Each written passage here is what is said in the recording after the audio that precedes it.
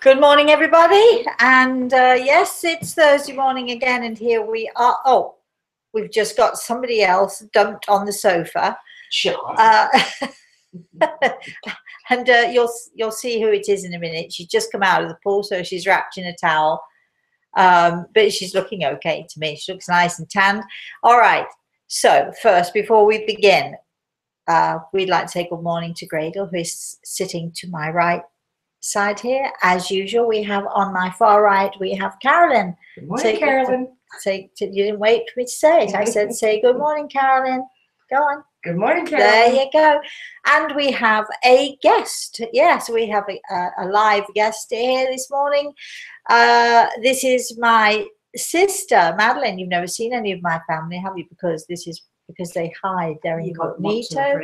And we're going to just tip the camera slightly and say good morning. Good morning. I have to say good morning, Carolyn. No. Just say good morning to everybody listening, and welcome to my sister who's joining us this morning live on camera. So anything can happen here. This is Madeline. She's the youngest sister, actually, aren't you? We're four sisters. She's the youngest. Yes. So not by much though. Not by much. Anyway, months, isn't it? Something like I, that. yes. Yeah, 18 months. Don't say any more than that. That's it. I'm not saying which celebrating birthday. No. Just a big birthday this year. So that's why she's here. And thank you. And making a cake. Stop it. I'm making 2 cakes, but only if you behave yourself. Oh, we were on the beach the other day. It's quite funny when we go to the beach. We spent the entire day at the beach. I spent the entire day sitting on a chair reading. It was one of those fabulous days that I don't get very often, where I do nothing but read. And of course, we brought lunch with us, what have you. And my sister spent the entire day going up and down the shore, looking for shark's teeth, finding shells, going into the sea. However, at some point, I managed to get myself out of the chair, and I thought, I'll go and have a little swim in the sea as well. So I get up and I head out, and there she is, and she's sort of looking at, it's just so clear that sometimes it's sort of fairly close to shore. It's so clear you can see the sand and all the rest of it at the bottom, and she was watching the fish. And so I went in, and she turned around. She said, "Oh, you've come, have you?" The next minute, she screamed, literally screamed. I think shriek would be the right word. She shrieked. It's true, and yelled out, "I've been bitten! I've been bitten!" And I have to tell you, coward that I am, I turned and ran. I was out of that water faster than you could possibly imagine. I mean, I was out. I was gone. And a shark could have bitten. I wouldn't have.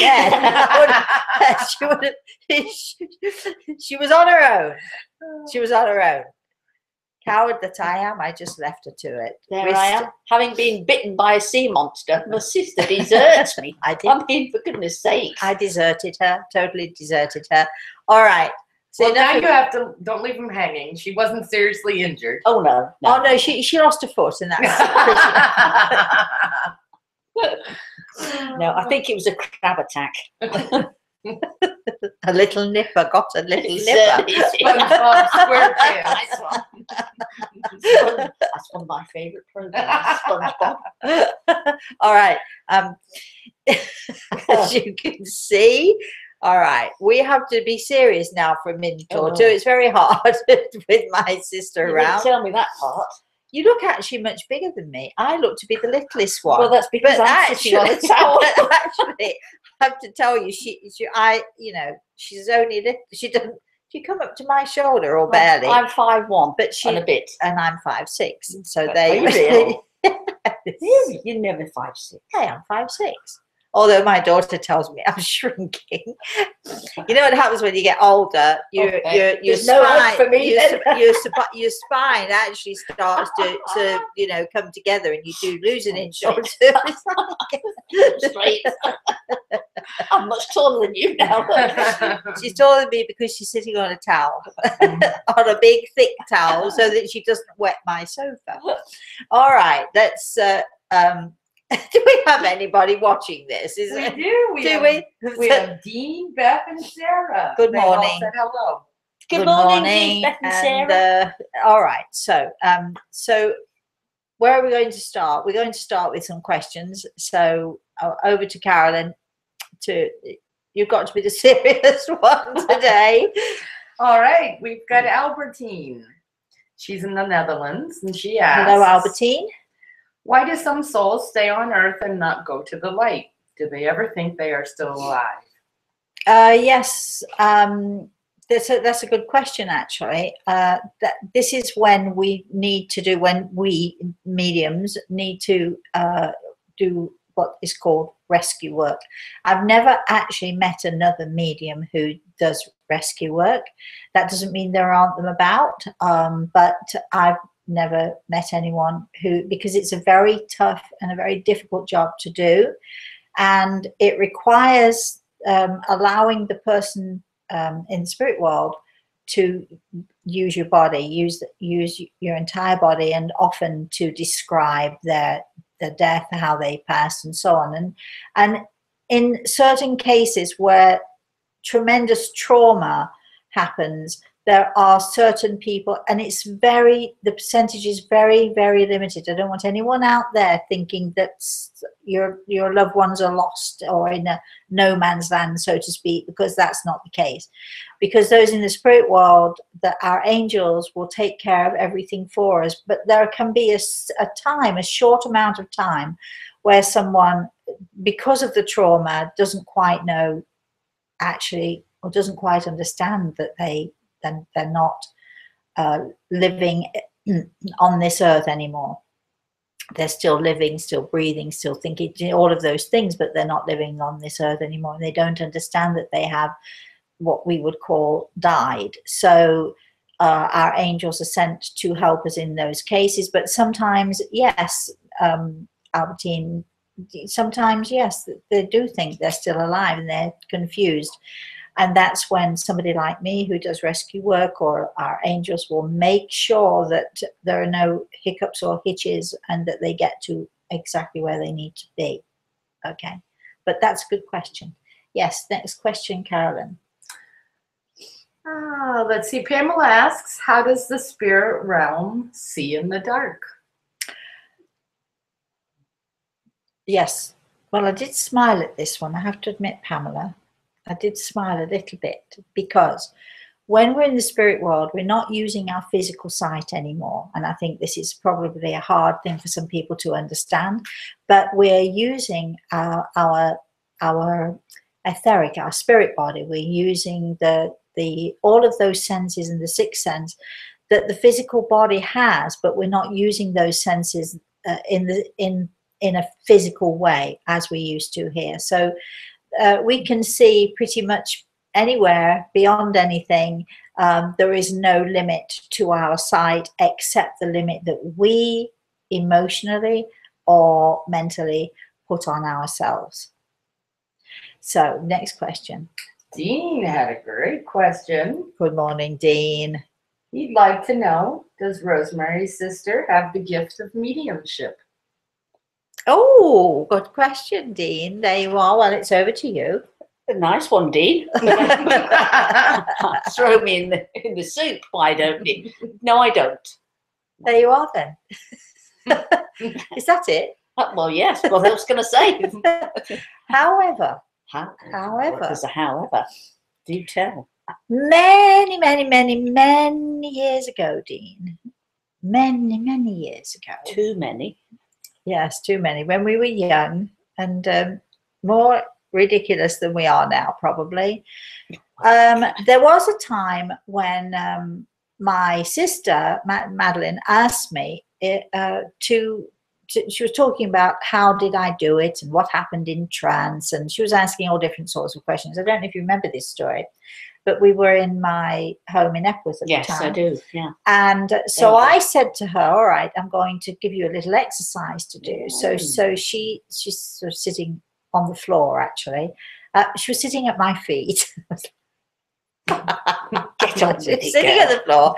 on the floor, and I was giving her this exercise in sort of just trying to close your eyes, to breathe through your solar plexus, to let go, and so on and so forth. And as she's sitting there, sort of really into this and sort of getting into this thing 100%, I actually saw my father's face transposed onto my sister's face. Now, my sister looks nothing like my father. She looks more like my mother. Sorry to say this, but anyway. It's the nose. It's the nose that does it, the hook nose. I've got the little turn Watch it up with nose, the- she's got the little hook nose. Anyway, All these compliments. so I know. Anyway, so my father's face was transposed onto my sister's, and I could see my father very, very clearly. My sister's, it looked almost as if there was sort of a very pale, faint white shroud over my sister's face, and my father's face was transposed very clearly. I'm looking at this, I'm watching this, and at some point I bring Madeline out of this sort of semi-sleep state that she was now in, and she began recounting to me what she'd seen. And she'd seen an accident, and she described the accident, and she described a little boy and with blonde hair, and she described how the accident would happen. She described a road accident, a truck. She described everything in the most minute detail. Well, she was staying with me at the time, and her son, who was, I don't remember how old he was, maybe 5 or 6 or something at that time,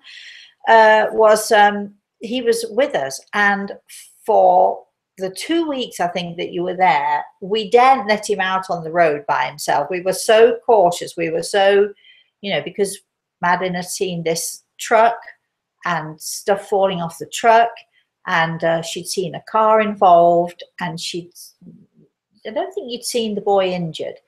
No, I'd you'd seen seen this accident involving this boy with blonde hair.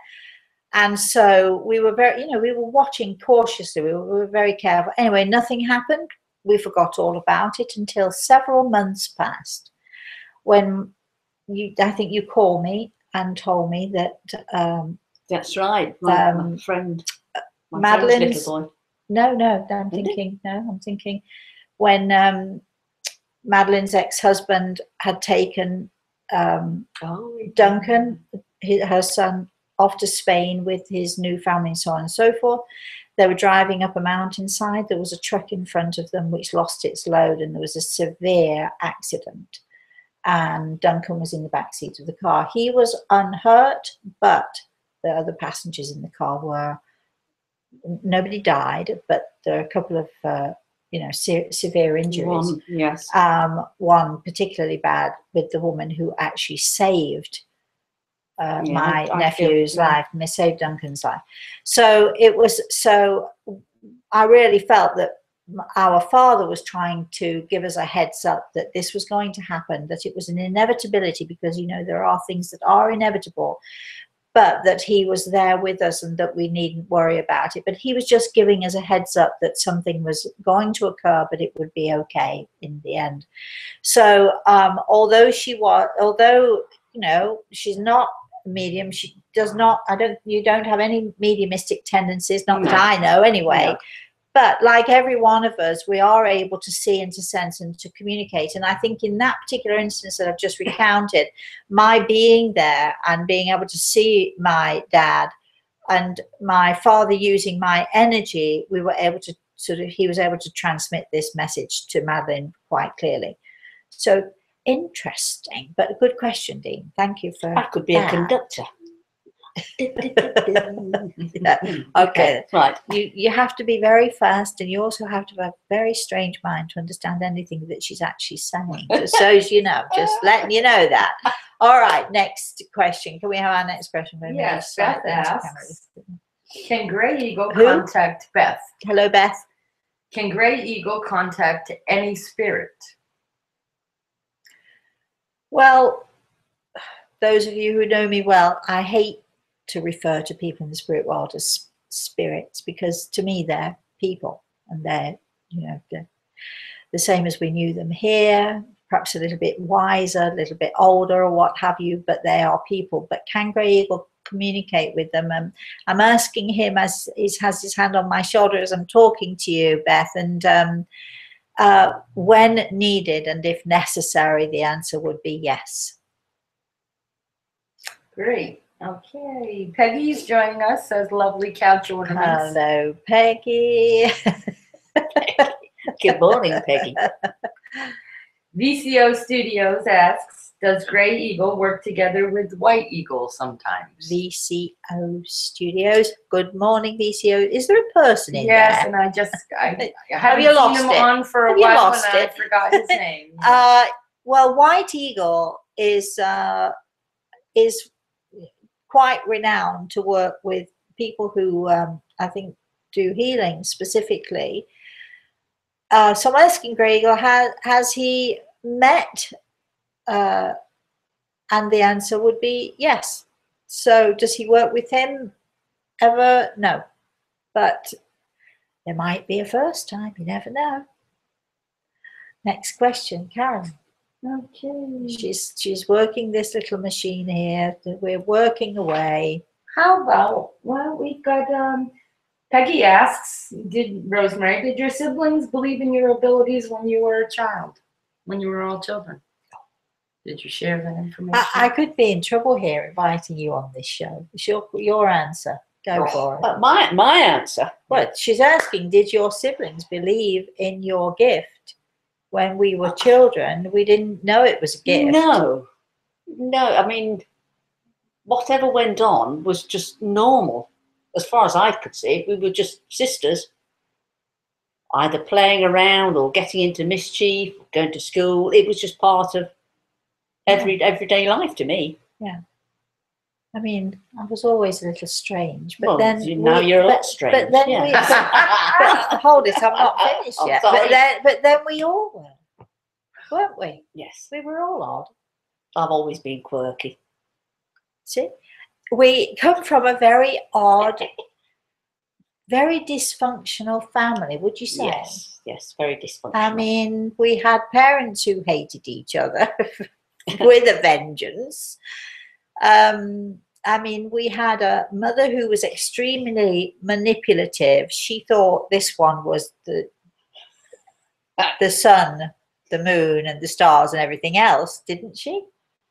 She did. I wouldn't go that far, but I suspect I was the favourite from what all the other siblings. She was. tell me, yes. She was. I didn't know at the time, did I? She was the favourite, along with one of my brothers, Malcolm.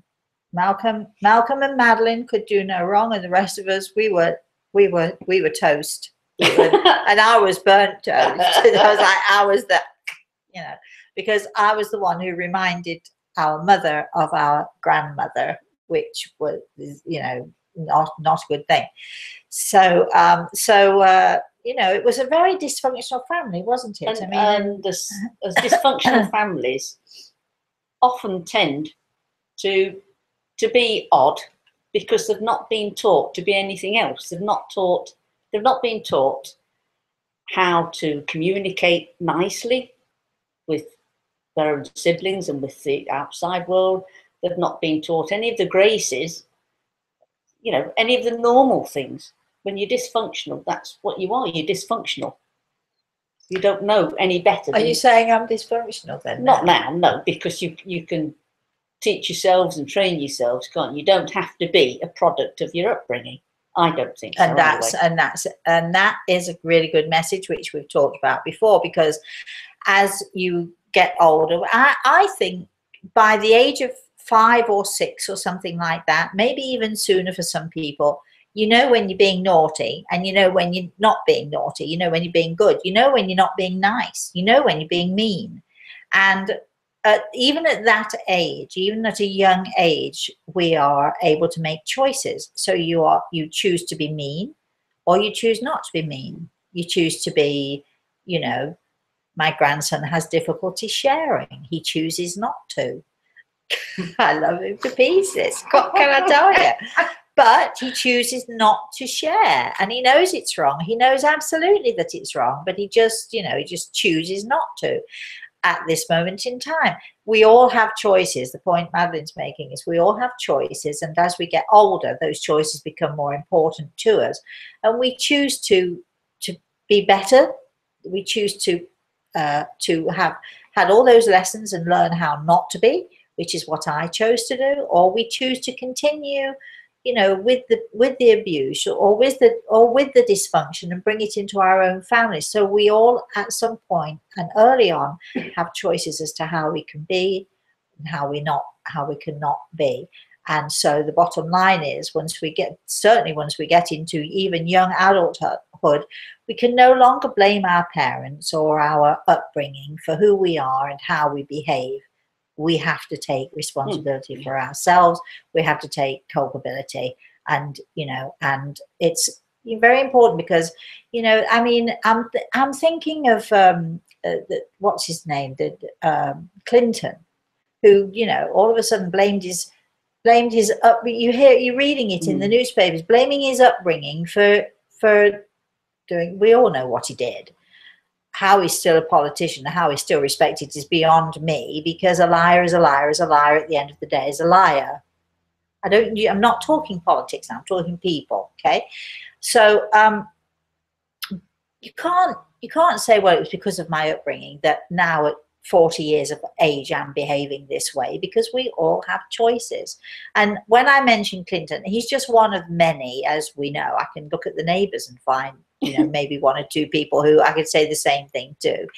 But I'm trying to make my point. You cannot, at a certain age, cannot turn around and say, well, it's because I was badly treated or I was beaten. You can have emotional traumas, yes, and you can say it's through your upbringing, yes, but you have a choice to go fix it, to go for therapy, to learn how to be different, to put yourself in difficult situations in order to heal yourself, or you choose to ignore it, bury your head in the sand and go on your merry way and continue to be dysfunctional. So we all have choices. I'm done now. I'm sort of beating this to death now. So let's move on. We've got some good humor going on here. Well, good. Okay then. Well, Dean good. says, and I'm not supposed to tell you, he's saying this. Go for it. Now we can ask nitty-gritty questions about Rosemary from Madeline. You're not putting me on the spot, Pete. Was Rosemary sometimes naughty as a child? Of course, we're all naughty as children. Look, but she's naughty as an adult as well. I mean, what can I say? I try my best to be naughty whenever possible. Unfortunately, I don't get nearly the same opportunities that I used to have. I like it. No, because big brother's watching. We're not going there. No, we're not. What goes on in this house stays in this house. I'm just saying that to Carolyn. Because of the lawnmower guy. That's all I'm saying. Oh, yes, about the lawnmower guy. You didn't tell Madeline to be quiet. No, you didn't. Moving on. Okay, Kay said it's good to see you on the sofa together, you two. Good. Joyce, who's joining us from Homestead. Hello, Joyce. It has been a while since I read your first book. But didn't your grandmother have the wonderful gift and she was locked up?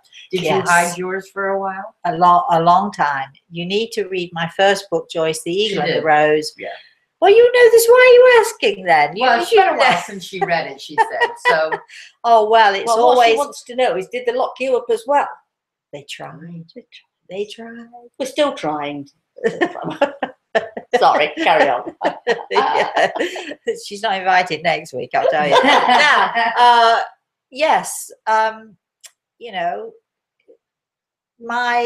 here's the thing. It wasn't so much that my grandmother obviously did hear voices, and she actually wasn't locked up. My understanding is that she voluntarily would put herself into the psychiatric hospital and get treatment, and when the voices went away, she considered herself normal again, and then when the voices came back, she'd go back in again. So that's my understanding of the situation. It isn't that was the difficulty with me. It was that my mother, whenever I was naughty, and of course I was naughty, I often got blamed for things that weren't my fault also. Then that also happens in families, isn't it? Especially dysfunctional ones. Especially dysfunctional families. But my mother used to use the threat of the towers, and the towers, if you like to go on Google and look it up, it's like a huge Victorian building, which was a psychiatric a psychiatric hospital for years and years and years. And it has numerous towers, and it's a very foreboding, so something like out of a movie, you know, it's like out of a horror movie when you go and look at it. During the day it's not so bad, but at night time it's quite, you know, scary looking place. But as a kid I didn't know what the towers was. I only knew that it was where I didn't want to be, because my mother would say, if you're not careful, and she'd point the finger, remember the finger? My girl. If you're not careful, you'll end up in the towers like your grandmother. And it was used as a threat continually and quite constantly, quite often used as a threat for me to, I don't know, to behave. And I think, you know, that was my mother sort of seeing the same traits in me that she'd seen in a grandmother, and she probably was scared, you know, to see them. And I was a weird kid. We were all weird, weren't we?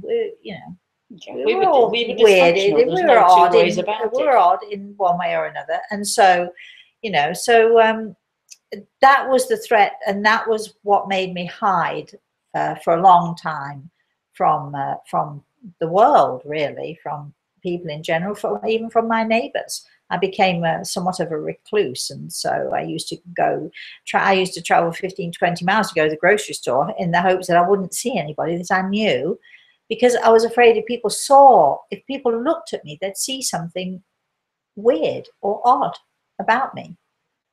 And then, of course, I learned differently, and that's it. It's been a wonderfully freeing experience ever since, and I'm not afraid to talk about it to anyone anymore. Let's have our next question, shall we? Dean, you can ask anything you like, darling. We can answer or not, but you can answer. You could ask anything you like. All right, now. Well, Joyce says, good for you, too, for being naughty. That's what keeps us going. And thank you for explaining. I have a friend who has this gift but tried to ignore it. Her family thought her to be evil. I shared your first book with her, and it helped. Oh, Joyce, that's so wonderful. That it really is. Thank you for sharing that with us. We've got Lauren who asks, how would you and Grey Eagle advise a person, perhaps through Native American ritual, to release past life negative feelings, trauma, whatever you want to refer to it as, so as to feel cleansed from burdens in this lifetime that are leftovers from past lifetimes? I've heard some people say when they regress patients through hypnosis, they have a past trauma that is released after. Well, of course, I'm going to call him the king of. I'm not sure he'd appreciate that. I know him very well. Brian Weiss is the ultimate writer of past lives. He's a doctor. He has regressed many patients, and this is how he came upon what he calls past life experiences. I'm not into, so as you know here, I'm not into past lives. I don't know anything about it, and I prefer not to, because I prefer to live my own life in the here and now. When you're talking about negative energies from past lives, I'm more concerned, not particularly with the past life, and I'm not particularly interested necessarily in cleansing anything from a past life. But if you've got something going on in your life at the moment that you attribute either to past experiences in this life or past experiences in other lives, there are very definitely all sorts of ways and means of cleansing your energy, cleansing your soul, cleansing your spirit. And there are lots of ways of doing that. If you can find a good healer, then a good healer, any one of my team can help you with that. If you can find, a good healer who knows what they're doing, basically what they do is, and what you can do yourself is through visualization techniques.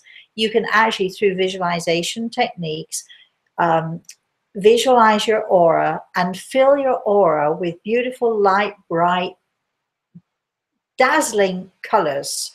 And by using visualization techniques and by visualizing this on a daily basis and visualizing your aura as cleansed and well, and put lots of blue in there, put some green in there, sort of visualize a beautiful rainbow around you, because our aura extends several feet beyond our physical body. Our aura, or the energy field that surrounds us, and a medium or a healer can often look at somebody's aura and you can tell immediately if that person has some negative energy, meaning doesn't mean that you're evil or anything. It means negative energy means it could be that you're depressed, or it could be that you're sort of hanging on to a past issue or a past situation for whatever reason. And we work on the aura, and we work on building the aura and cleansing the aura and making the aura bright and clear. And you could do this yourself, or you can find someone, you know, who knows what they're doing with auras, because that to me is the best way that you can cleanse and get rid of any negativity wherever it comes from, whether it's past life or whether it's in this life, but past experiences or whatever's going on with you in the now. So, you know, you can help to get rid of those negative energies and those negative influences and build yourself up and build the bright and the joyful person that you really want to be. Hope that answers that question. Kay said to tell you that you are looking really well. Oh, good. Well, it's the suntan, it's the beach. It's the mask that she's wearing. You should see underneath, it's awful. I've had to work at this. I really had to work at putting this on, you know. So it takes me 10 hours to put my makeup on. All right. If I only had 10 hours to put makeup on, wouldn't that be great? It takes me 2 minutes flat, if that. All right. Thanks. Kitty asks, a few weeks ago, someone asked if Rosemary knows the Abraham Hicks group. I think this is a very interesting question.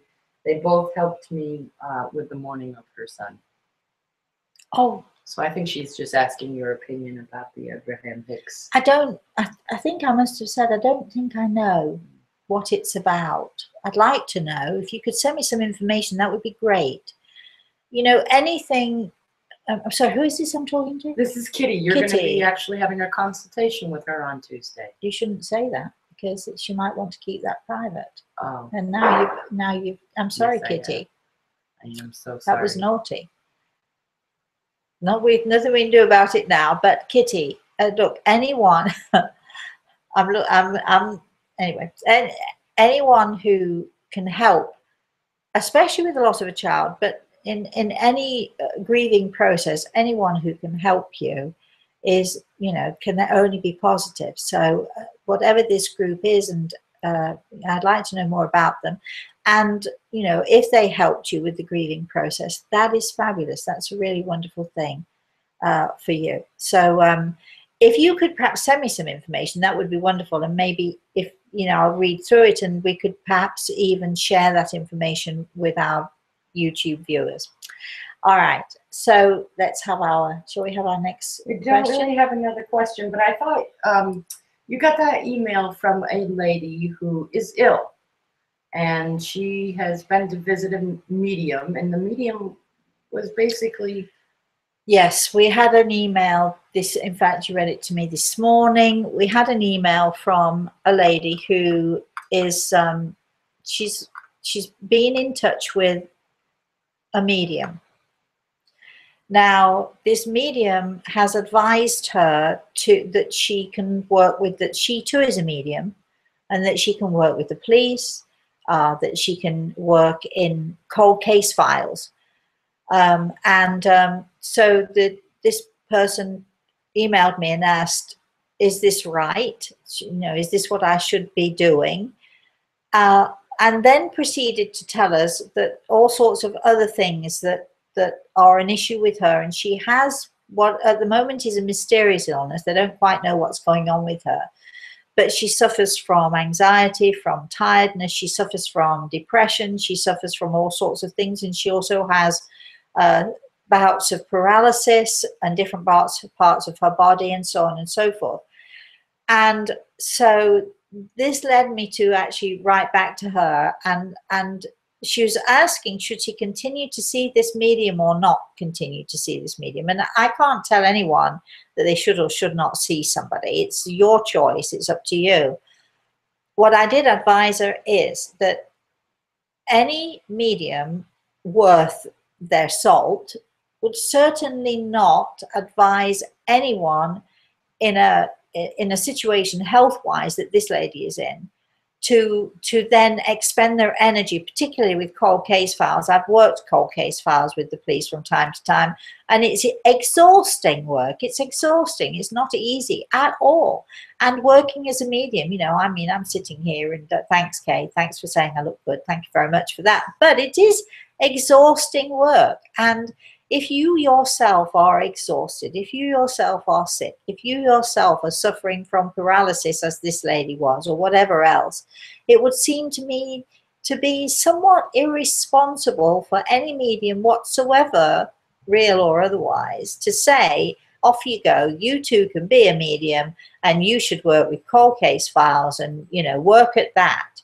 Because how can you? You can't possibly, you don't have the energy, you don't have the, you know, you're going to exhaust yourself to the point of, you know, I've seen healers who are themselves sick, or they don't know how to protect themselves when they're giving healing.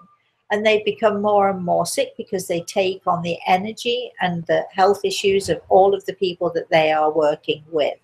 So, you know, you've got to be circumspect when you're going to see someone who says, I'm a medium, or I'm a healer, or I'm a this or that, the same way that you would be circumspect if you went to see a doctor or a medical professional.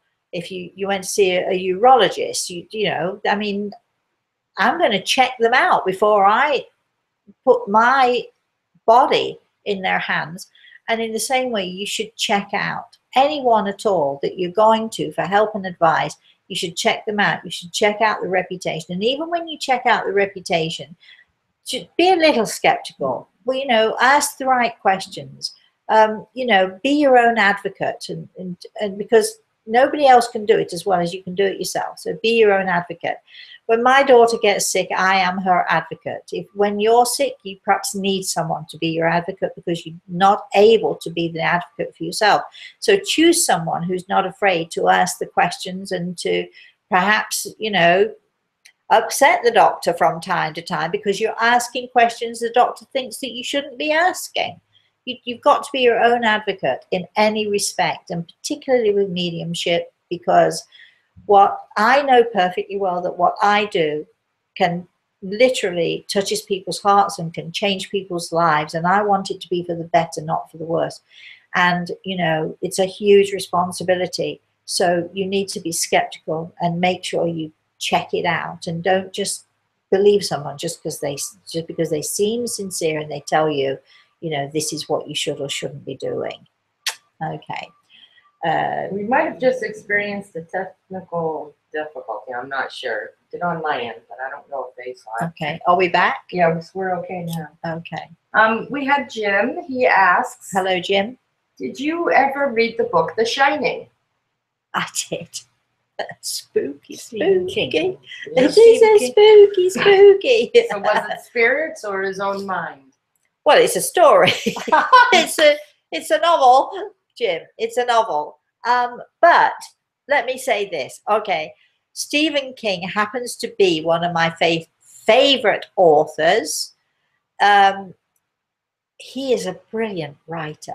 He is a fabulous. Never mind the stories he tells.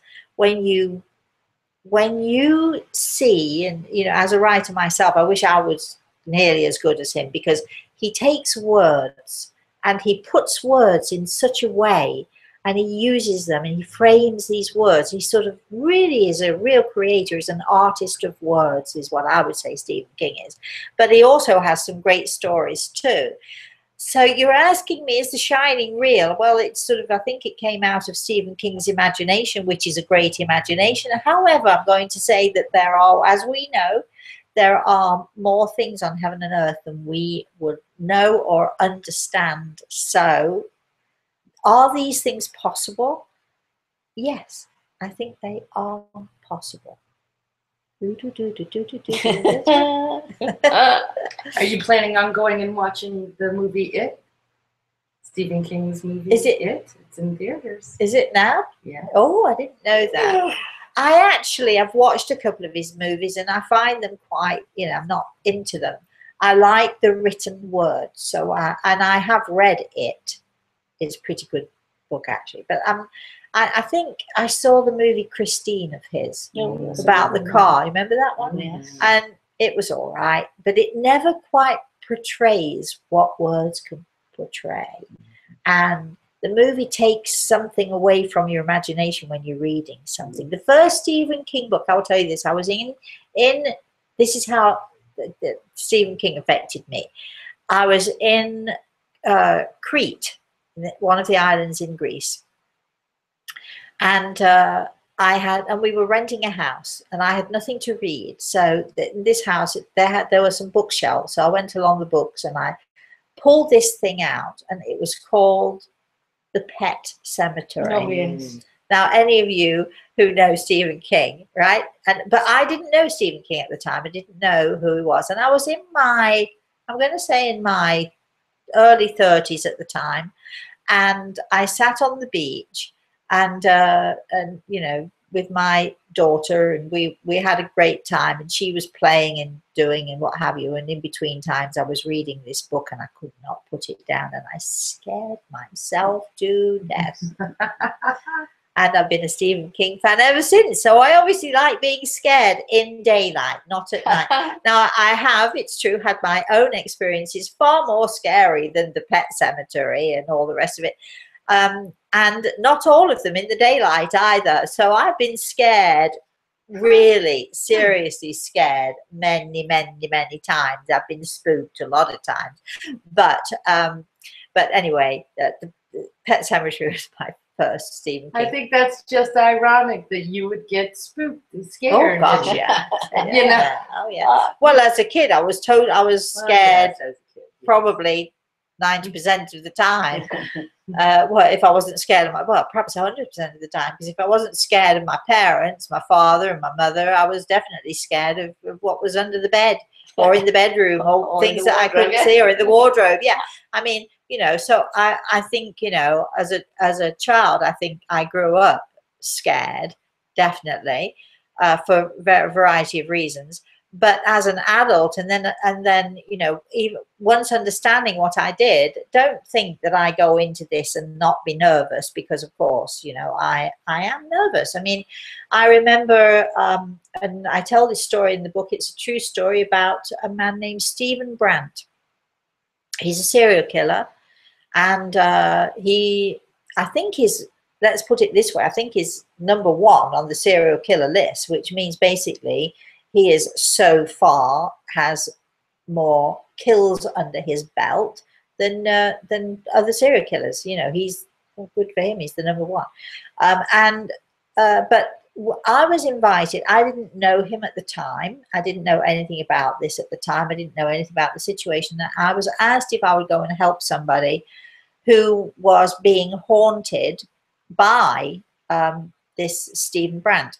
You can read the story in my book, A Matter of Life and Death. If you are at all spooked, don't read it. I did have a lady very upset write to me and say, I always read your books thinking that it would be wonderful and light, and this story scared the pants off me.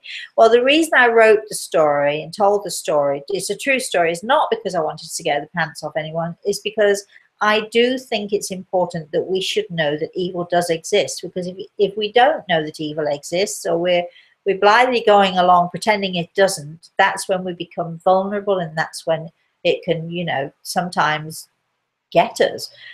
So I think being aware and always, in this story, it does have, in my opinion, a wonderful ending, but it is a tough story.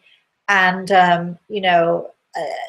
so many people call me and say, my house is haunted, or I'm being haunted, and so on. And I try not to get excited about it. I'll take it in my stride. But my question to myself is, well, are they really? Did this really happen? Is this really real? And so I always go in very skeptically, as I should. It's my responsibility to do so. And very often I won't say it's nothing, but very often it's not nearly as bad as people think it is.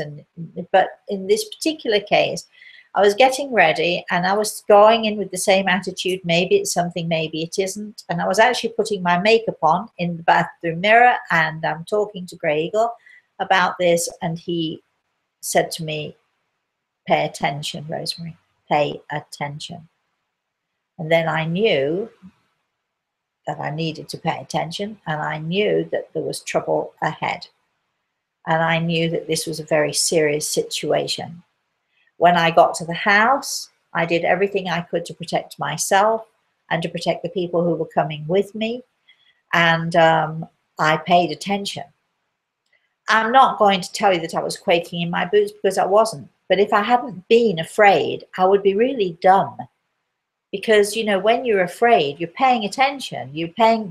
Taking more care. You make sure when you're afraid, you make sure that everything is it should be as much as you can. And there was a very good reason why I was afraid, a very good reason. You need to read that story again. It's in A Matter of Life and Death. And if you want it, just email us, because we have copies for sale. I can't remember now how much they are. But anyway, not that it matters, because you've all got more money than we know what to do with, right? So I don't think it's so expensive. I think it might be something like $15, is it, for the book? That's something awesome. like that. Somewhere around there. Anyway. Go to your website And check it out. yeah, go to the website and check it out. Or email us if you want the book, and Carolyn will definitely be very happy to send you a book. And you have to pay for it, just not giving it away for free, so you know.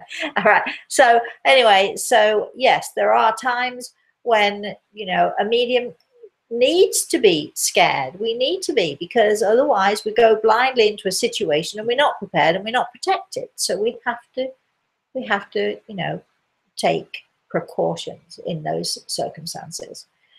Can I ask a question? Yes. How do you go about protecting yourself in that situation when you've had the warning from Grey Eagle, say pay attention?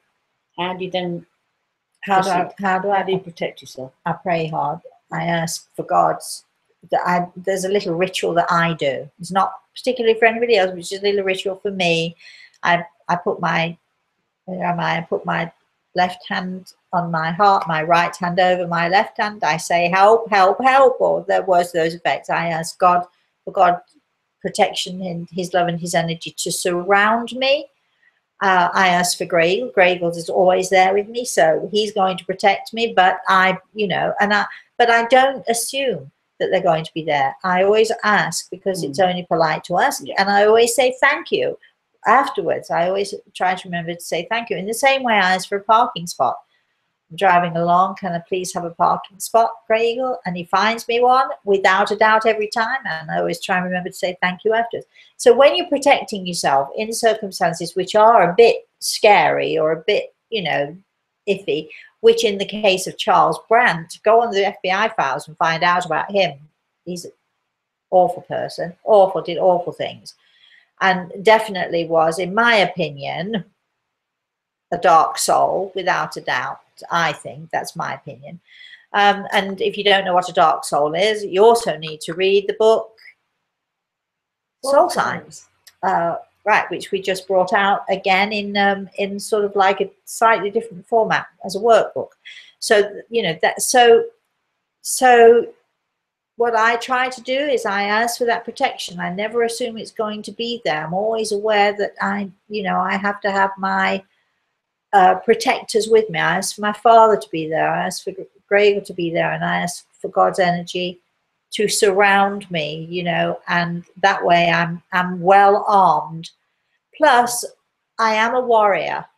I'm a warrior soul, but I'm a fighter. And my father actually taught. I don't know if he taught you the same thing, but he taught me never ever stand on a battlefield unless you're pretty sure you're going to win.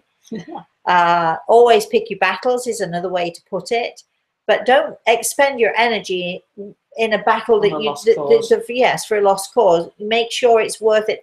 And if you do step onto a battlefield, knowing that you're going to lose, make sure it's for a cause that you're prepared to die for, that you're prepared to lose. So, you know, as I said before, the art of mediumship, this is not an easy role. It's a tough role. It requires tough measures. And this is why we were talking about this lovely young lady who emailed us today, and she's so sick. And I mean, for a medium to say to anyone in that situation, you know, off you go and you can do this and that, you're going to work with the police, is just a nonsense. It's a nonsense. And, you know, and unfortunately this poor girl has got herself all tied up. Am I not trying hard enough is one of the things she asked today. But she shouldn't be trying at all. What she should be doing is using that wonderful energy that she's, you know, wanting to expend on others, using it for herself, because right now she needs it for herself. So, all right. Do we have any other comments or questions? Kitty says, I love your way of writing. It feels as if you were sitting with me and telling me your experiences. Thank you. Thank you. They call it, what do they call it? They call it conversational writing. I think that's what they call it. It's like having a conversation with me. That's the type of writer whoever they are out there, all those people who know better than I do, they say that I'm a conversational writer. It's called a page turner. You can just flip it over because it is like sitting with me. And thank you, Kitty, for that. I appreciate it. And Sarah says that her 6-year-old son Noah says hi to you. Hi. He's watching. And he Hi. wants to know your Hi, favorite Noah. colors. Hold on one second because we both want to say Hi, Noah. hi, Noah. How are you? Hi, darling. Mwah. There. And what does he want? Does Noah what does He wants to know your favorite colors. Oh, well, okay. It's okay. I've got green eyes. My daughter has green eyes, and my darling grandson, Reese, who's 4 years old. I don't know how old you are, Noah, but I've got a 4-year-old grandson. 6. Oh, wow. You're a little older then. Hope you're starting writing your Christmas list, because I'm telling my grandson, my 4-year-old, that we've got to write his Christmas list pretty soon. But anyway, so my grandson's eyes are green. So what color do you think would be my favorite color? I do love green, but also green, Noah, is a little bit of information here. Green is the color of peace and harmony. And if you can close your eyes and you think of the color green and you can visualize it in your mind's eye, sort of just imagine it in your head there, and think of the beautiful, lovely green of the new leaves in the springtime, and just pretty green, spring greens. And close your eyes if you're feeling agitated, or if you don't feel very well, or if you're feeling a bit, you know, miserable. If you close your eyes and you think of that lovely color green, it's going to make you feel so much better and so much more peaceful, because green is a healing color and brings us peace and harmony. So there. Next question. That's it for today. And that's it for today. So if you want to know more, email us, rosemary@rosemaryalte.com. If you can find us on Meetup, you can find us on Facebook, on Twitter. You can even now find us on Instagram. I'm not quite getting into it yet, but I'm trying my best. I don't have many followers anyway, if I have any at all, because I think everybody's dropped off thinking I've forgotten about Instagram. Anyway, but you can find us on all of those things. You can find us obviously on YouTube. We are going to be doing more on YouTube now. Please, please, please, if you are inclined and you haven't done so already, Noah, you can do this. You get your mama to do this for you. All right. You can subscribe in that. Somewhere there's a little box on your screen, and you can click subscribe. It doesn't cost you anything, but we need subscribers because we're trying to build our YouTube channel, and the only way to build it and so that we can do more and more with it is to have as many subscribers as we can. So grab your friends and your families and all those people and just say, click that button there. Give it a like. Give it a like and give it a thumbs. Give all of those things. All right. So you can find us on all of that. We will be here next week. My sister will be here until the end of October. No, sorry. Oh, God, is it that long? We're going to be cooking. She made peanut butter cookies. Under Rosemary's guidance. It was too. They were not good. I actually forgot them and let them burn slightly on the bottom. Anyway, yesterday I made breast of lamb. What else have I made? A nice chicken salad, which we're going to have for lunch anytime soon, and all sorts of goodies. I'm going to be cooking up a storm. Just a heads up, I am actually this year celebrating Thanksgiving, which I never celebrate because I'm British. Why would I celebrate Thanksgiving? But I've got so many people coming to my house, and it happens to be my sister's birthday on that Thursday. She's requested a lemon cake, so I'm doing a lemon cake with some chocolate somethings or another on there, maybe, or maybe not, maybe not. And I've already made the Christmas cake, which she asked for, which is it's nicely stewing in that lovely alcohol. And we're going to decorate it in the beach style. I'll be showing you. When we make it, I'll be showing you. I'm not sure we'll be doing YouTube. Not Thanksgiving Thursday. No, but you'll be on your really. But we've got a whole house full of people. We've got people coming from England. We've got Madeline's son's coming over. We've got people from Vermont. We've got people from Canada. And I've got to cook a turkey.